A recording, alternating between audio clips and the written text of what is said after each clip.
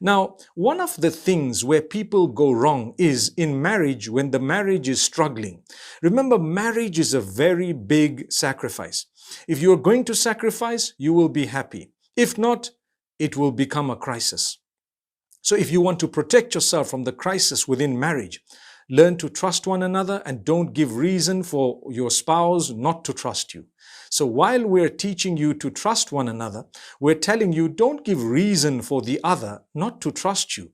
So this is a very balanced statement. We must make sure we don't pry and spy on each other because the Almighty's warned us about that. Similarly, speak good with each other, help each other, reach out to each other. Don't put pressure or don't actually ask one another to do that which is going to be difficult, very difficult, because then it might create a crack in that marriage. But the Almighty says, you know what? As much as it's a sacrifice, we want you to love each other, we want you to have children together and to bring those children up in my obedience, the Almighty says. That's the whole aim. It's not about having children and having more children and you don't even look after them and you're not even bothered. That defeats the whole purpose. But if you have children and you look after them and you give them a good upbringing, then you will be from among those who's protected from crisis.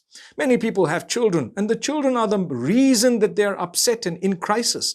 The children sometimes are the source of their hardship. May Allah subhanahu wa ta'ala not let that happen to us.